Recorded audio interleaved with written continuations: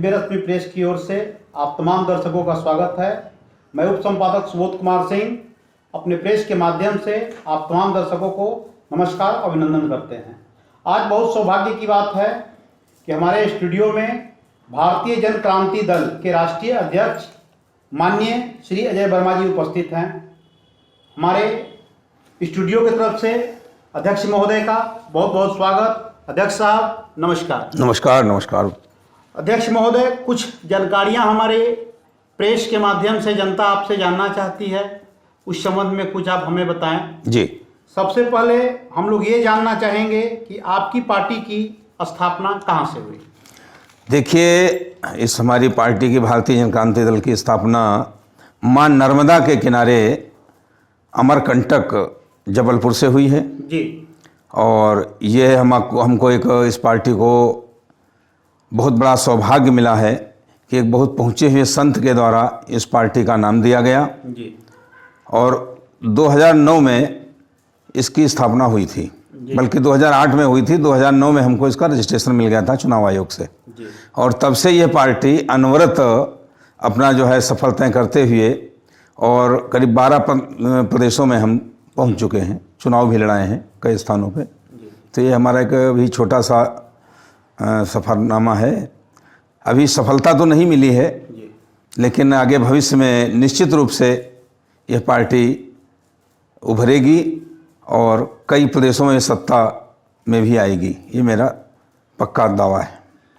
अच्छा, तो अध्यक्ष महोदय जी कृपया आप ये बताएं, आप किस राज्य से बिलोंग करते हैं? मैं उत्तर प्रदेश के सीतापुर जिले से बिलोंग करता हूँ। अच्छा। जिसके बारे में ये कहा गया है कि सीतापुर को माता सीता जी ने बसाया था। जी। जैसे लखनऊ को लक्ष्मण जी ने, ऐसे ही सीतापुर को सीता माता ने बसाया था और मैं वहीं से बिलोंग करता हूँ। दूसरा हमारा एक क्षेत्र और पुण्य स्थान है नैमिषारण्य, आपने सुना होगा। जी। नैमिषारण्य एक बहुत बड़ा तीर्थ क्षेत्र है जहाँ पर कभी 88,000 ऋषि मुनियों ने तपस्या की थी। तो ये मुझे सौभाग्य मिला है कि मैं उसी पावन भूमि से आता हूँ, वहाँ पर मुझे जन्म मिला है और शायद यही कारण भी है कि ये हिंदुत्ववादी पार्टी जो जिसकी कल्पना ही हिंदू राष्ट्र की है और ये अपना अभियान 2009 में शुरू किया और वो सफ़र अनवरत चल रहा है। आपने बताया कि आप उत्तर प्रदेश से बिलोंग करते हैं। उत्तर प्रदेश तो राजनीति का बहुत बड़ा अखाड़ा है। जी है। बड़े बड़े राजनेता वहाँ से बिलोंग करते हैं। तो आप हमें ये बताएं कि आम पार्टी और आपकी पार्टी में क्या अंतर है? आपका क्या उद्देश्य, आपकी पार्टी क्या है? देखिए, राजनीतिक पार्टियों की अगर बात करें हम, तो सबके सिद्धांत तो बड़े अच्छे हैं, सुंदर हैं, लेकिन धीरे धीरे उनमें जो विकृतियां आती जाती हैं जी, जिसके कारण आज एक भारत की सबसे बड़ी पार्टी भारतीय जनता पार्टी भी जो है अपने रास्ते से विमुख हो चुकी है। चूँकि मैं भी बचपन से राष्ट्रीय स्वयंसेवक संघ का सदस्य रहा, स्वयंसेवक रहा और प्रचारक भी मैं रहा, तो मुझे भी संस्कार तो वही मिले जो भाजपा के लोगों को मिले हैं, लेकिन हमारे और उनमें बहुत बड़ा अंतर है सोच में। मेरा मानना है कि अगर राजनीति करनी है तो उसको धर्म के साथ जोड़ा जाना चाहिए। धर्म कहता है कि सभी की से रक्षा होनी चाहिए और सभी को आगे बढ़ने का मौका मिलना चाहिए। एक अंकुश राजधर्म पर रहना चाहिए, धर्म का राज्य के ऊपर, लेकिन वो धीरे धीरे मिटता चला गया। तभी हम लोगों ने इसको अलग करके अपनी पार्टी का जो गठन किया, उसमें कई ऐसे बिंदु हैं, कई ऐसे जो हमारा जो संकल्प पत्र बना हुआ है उसमें कई ऐसे बिंदु हैं जो इन सभी पार्टियों राजनीतिक दलों से हमको अलग करते हैं। उसमें मुख्य रूप से जैसे हम आपको ऐसे बता देते हैं कि जैसे मैंने कहा है कि एक परिवार से एक ही सदस्य बनेगा। अन्य पार्टियों में क्या है कि अगर बाप विधायक सांसद बन गया तो उसका बेटा बनेगा, उसकी पत्नी बनेगी, उसका परिवार पूरा जो है। लेकिन हमारा ये मानना है कि हम सेवा करने के लिए अगर निकले हैं तो एक परिवार से एक व्यक्ति, क्योंकि अगर सब परिवार के राजनीति में आ जाएंगे तो वो फिर जो है दलाली और इन सब में लिप्त हो जाएगा। जैसा कि अभी आपने कहा कि हमारी किसी भी राजनीतिक पार्टी को धर्म से जोड़ना चाहिए और आपने बताया कि भारतीय जनता पार्टी बीजेपी अपने धर्म के रास्ते से विमुख हो गई है, तो भारतीय जनता पार्टी भी तो, बीजेपी भी तो रथ यात्रा निकाली, वो भी तो धर्म के लेकर के चला, तो फिर आप ये कैसे कह सकते हैं कि वो अपने रास्ते से विमुख हो गया है? देखिए, रथ यात्रा निकाली तो उसको लाभ भी मिला, लेकिन रथ यात्रा के बाद जो उनके कृत्य रहे, अब उसमें क्या होता है, जैसे कुसंस्कारित व्यक्ति को या जो संस्कारित व्यक्ति नहीं है, अगर उसको आप अपने में मिला लेंगे तो फिर आप में और धर्म में फिर अंतर क्या रहा? जैसे कहते हैं कि दूध चाहे जितना रखा हो और उसमें 2-4 बूंद ही नींबू के उसको फाड़ने के लिए पर्याप्त होते हैं। इन्होंने क्या किया कि इन्होंने जो इधर एक अपना सिस्टम बनाया कि चाहे जो हो, अगर पैसे वाला है, चाहे उसका फिर न तो अपराध देखा इन्होंने, न उसका कृत्य देखे कि उसके कृत्य क्या रहे, और वो अगर आता गया इनके साथ मिलता गया तो उसको मिलाते चले गए। तो अब अन्य पार्टियों में, भाजपा में कोई अंतर नहीं रह गया। हाँ, उस समय धर्म था। यानी कि आपका कहना है कि पूंजीपति और बाहुबली जी दोनों लोग भारतीय जनता पार्टी में सम्मिलित हो चुके हैं, मुख्य घटक बन चुके हैं उसके। अब तो ऐसा क्या आपकी पार्टी को पूंजीपति लोग मिले और बाहुबली मिले तो क्या आपकी पार्टी उन्हें नहीं जोड़ेगी? नहीं, हम तो सिद्धांत पर ज़्यादा चलते हैं। हम कोई पैसे के लिए इस पार्टी को नहीं बनाए हैं। कि जैसे मैंने अभी 2 साल पहले पंडित दीनदयाल उपाध्याय जी के जन्मदिवस पर 25 सितंबर को एक अभियान छेड़ा था, महामहिम राष्ट्रपति को 1 करोड़ हस्ताक्षर ज्ञापन देने के लिए। उसमें क्या था कि सेवा के बदले मेवा क्यों? अगर हम सेवा के भाव से उतरे हैं राजनीति में, तो फिर हमको ये राजनीति, वेतन और ये जितने फंड हैं, जितनी सुविधाएं हैं, इनकी क्या आवश्यकता है भाई? हाँ, एक बात और पता चली है कि आप लोगों ने एक मुहिम छेड़ रखा है। आपका ये मुहिम है कि भाई नेताओं को पेंशन नहीं देना चाहिए, नेताओं को सुविधा नहीं मिलनी चाहिए। तो क्या आपकी पार्टी जब सत्ता में आएगी तो क्या आप लोग पेंशन और ये सुविधा नहीं लेंगे? नहीं, बिल्कुल सही बात है भाई, हमने जो कहा है वो हम करेंगे। और मुझे एक पहले विजय भी मिली थी आपके 2012 में, जब मेरी पार्टी यहाँ से चुनाव लड़ी थी आपके बिहार से। उसमें मेरे कोई कैंडिडेट तो नहीं जीते थे, लेकिन उसके 10 दिन 15 दिन के बाद मुझे एक फ़ोन जाता है यहाँ से, बिहार से, कि सर आपकी अपनी पार्टी तो वो बहुत बहुमत से जीती। तो हमने कहा उसका मतलब क्या है? तो उन्होंने कहा नीतीश जी ने जो है सभी उनका विधायकों का जो है वो ख़त्म कर दिया था, विधायक निधि। तो ये अपनी ही पार्टी की जीत हुई। ये हमारा जो सिद्धांत था कि हम विधायक निधि समाप्त करेंगे, वेतन नहीं लेंगे, सुविधाएं नहीं लेंगे, तो जब ये हम करेंगे, हमारी पार्टी करेगी, जब हम करेंगे तो हमारी पार्टी भी करेगी। और इसके लिए हम एक स्टाम्प पर लिखित भी लेते हैं, स्टाम्प पेपर पर, अपने विधायक को जो प्रत्याशी होते हैं, कि अगर हमारी आपको सभी शर्तें मंजूर हैं तो आप मेरे साथ आइए, अगर नहीं मंजूर हैं तो आप, इतने दल हैं, 2500 दल हैं, उसमें किसी में भी जा सकते हैं, मुझे कोई एतराज़ नहीं है। इसलिए ये सिद्धांतों पर चलने वाली पार्टी है। और न इसीलिए न तो किसी पूंजीपति से फंड में अनर्गल लिया जाता है, बाकी सहयोग के लिए जो देना चाहते हैं देते हैं, उसके लिए कोई एतराज़ भी नहीं है। लेकिन इतना बड़ी सफाई के साथ कि ना तो अपराधी और न कोई ऐसा जो है गलत व्यक्ति हमारे साथ जुड़ने वाला है, न जोड़ते हैं हम लोग। यानी कि आपके पार्टी से कोई भी अपराधी तत्व के, यानी कि बाहुबली व्यक्ति को आप लोग नहीं जोड़ेंगे? ना, संभव ही नहीं। लेकिन पूंजीपति लोग यदि इच्छा से दान देना चाहते हैं तो आपकी पार्टी उनका सहयोग लेगी, सहयोग करेगी, ऐसा है? अच्छा, एक बात और हम जानना चाहेंगे कि अभी आने वाली चुनाव में आपकी पार्टी की क्या भूमिका रहेगी? जनता के बीच आप क्या कह के जाएंगे?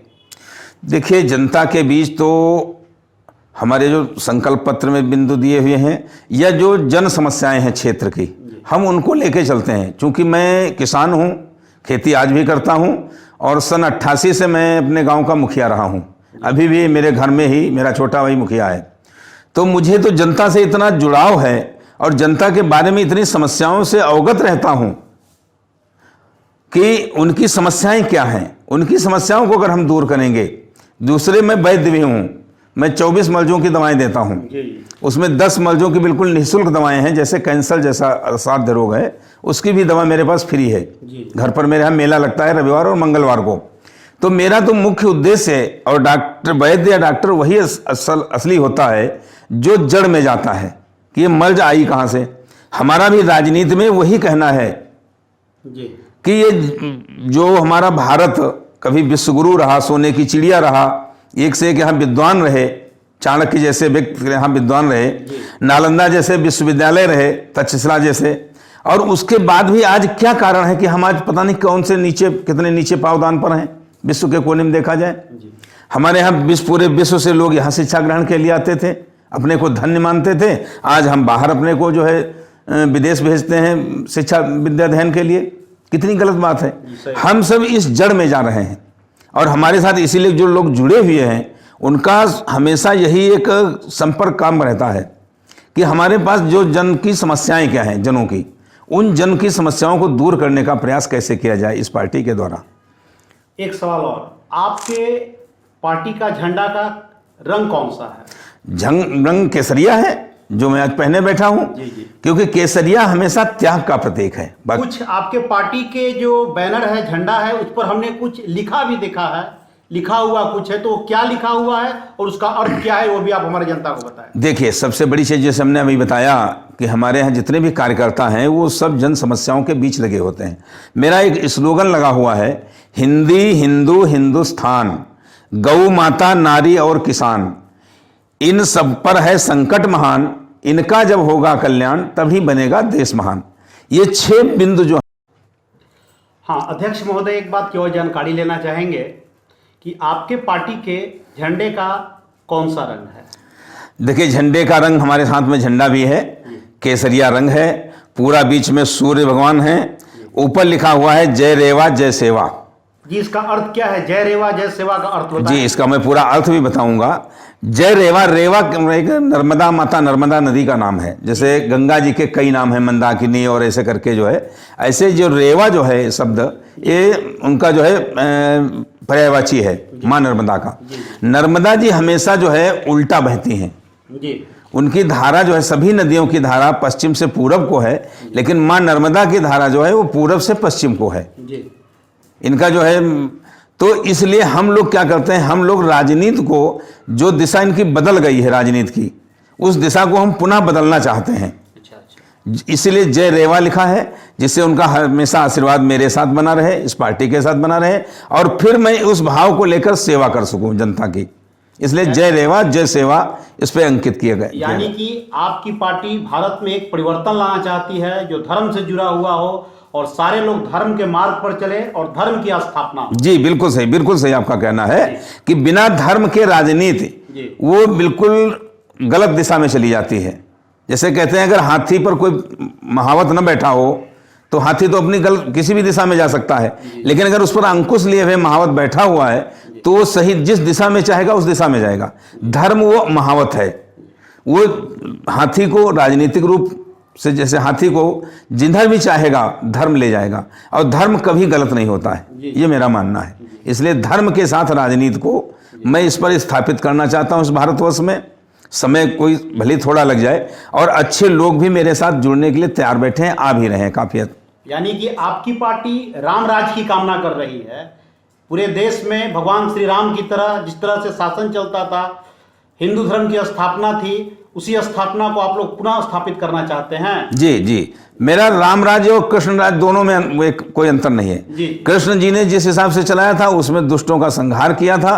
राम राज्य में जो था उसमें थोड़ा जो है छूट दी थी उन्होंने, क्योंकि मर्यादा पुरुषोत्तम थे।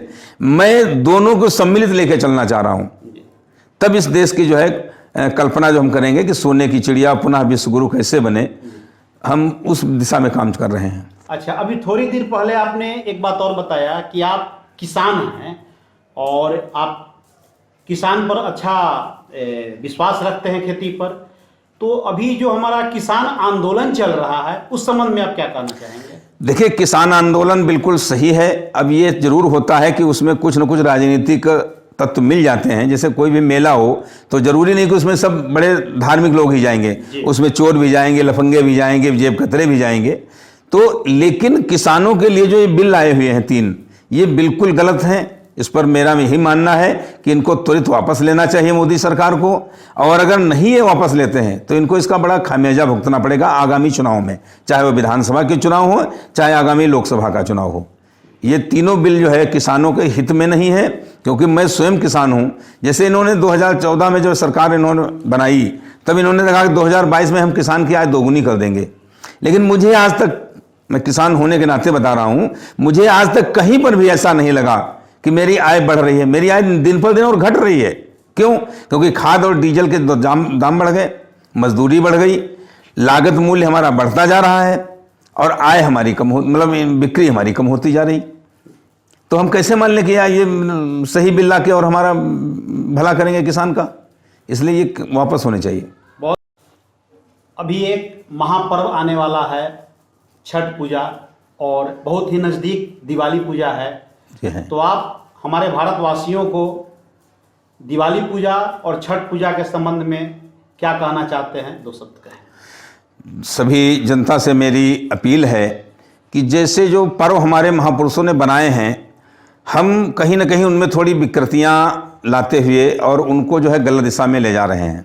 जैसे दीपावली पर्व में एक जुआ, एक परंपरा बन गई है कि जब तक जुआ नहीं खेलेंगे दीपावली में, तब तक जो है पर्व सही ढंग से नहीं मनाया जाएगा। लेकिन ये बहुत बड़ी गलत बातें हैं। तो मैं सभी अपने भाइयों से कहना चाहूँगा कि किसी भी पर्व पर कभी भी किसी कुरीति को ना अपनाएं। जो हमारे वेदों में महापुरुषों के द्वारा बताया गया है उस पर चलकर और आपसी भाईचारा बनाते हुए, जैसे छठ पूजा का है, छठ पूजा का भी कितना एक प्रेम पूर्वक त्यौहार होता है, लेकिन उसमें भी धीरे धीरे कुरीतियाँ बनाने लगे लोग। दीपावली में भी, होली में भी जो है यही करते हैं। तो मैं सभी अपनी जनता से, भारतवासियों से, सभी से ये विशेष एक अपील करना चाहूँगा, अपनी पार्टी की तरफ से भी, कि आप सब लोग त्यौहार को पूरे समाज को लेकर और आपसी भाईचारा के नाते मनाएं, और तब हम इस मुहिम में सफल होंगे कि हमारा भारत पुनः कैसे विश्वगुरु बनेगा। बहुत सौभाग्य की बात है कि भारतीय जन क्रांति दल के राष्ट्रीय अध्यक्ष माननीय श्री जय वर्मा जी हमारे स्टूडियो में आए और हमारे स्टूडियो में आकर करके उन्होंने अपना बहुमूल्य समय दिया। इसके लिए मैं तमाम भारतवासियों की तरफ से और अपने स्टूडियो की तरफ से भारतीय जन क्रांति दल के राष्ट्रीय अध्यक्ष महोदय को बहुत बहुत धन्यवाद देता हूं। धन्यवाद।